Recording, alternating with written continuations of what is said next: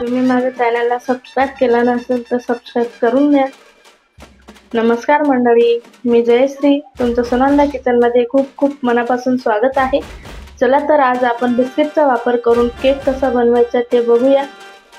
त्यासाठी मी इथं साहित्य घेतले, चॉकलेट बिस्किट घेतले, इथं पिठी साखर घेतली, मी बेकिंग सोडा, कॉफी पावडर, इनो, तुटी फ्रुटी नसेल तर ड्रायफ्रूटचाही वापर करू शकता तुम्ही, आणि तेल।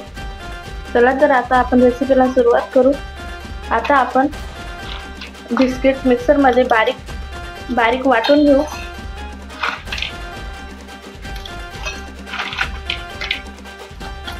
हे बघा, मस्त असं बारीकसर वाटून घेतलंय मिक्सरला। आता आपण एका भांड्यात काढून घेऊ त्याला। आता हे उरलेल्या बिस्किटी वाटून घेऊ।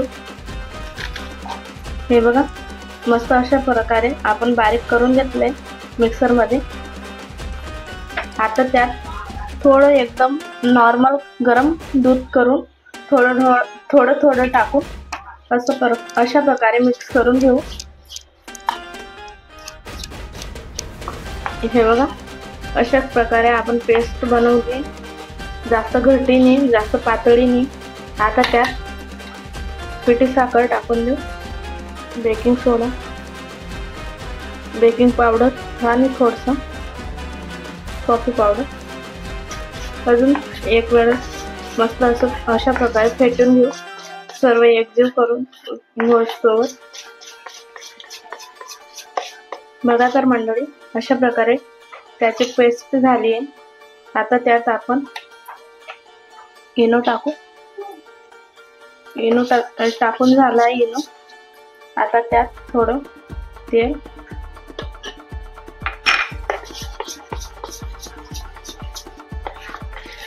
बघा तर मंडळी, इथं मी एक पातेला घेतलंय, त्याला अशा प्रकारे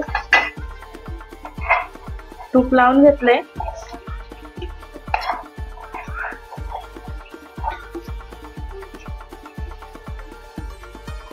आता आपल्याला त्या भांड्यात आपलं मिक्स केलेलं बेटर टाकून द्यायचं।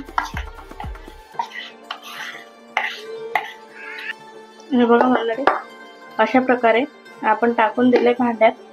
आता त्याच्यावर थोडीशी तुटी फ्रुटी,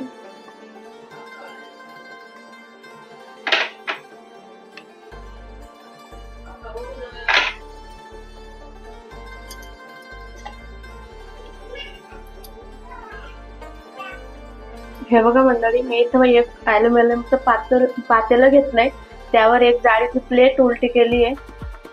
आणि आता मी हे केकचं भांड त्यावर ठेवते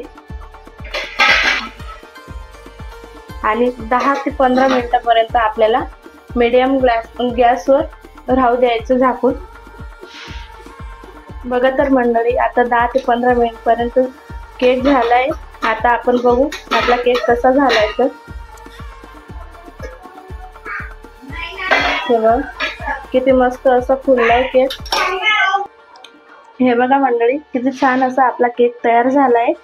आता आपण त्याला कट करून बघू।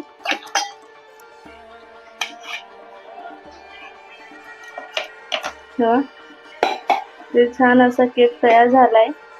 तुम्हाला आवडला असेल तर लाईक करा, शेअर करा आणि सबस्क्राईब करा। एकदम स्पंजी केक झालाय आणि तुम्ही नक्की बनवून बघा। Thank you.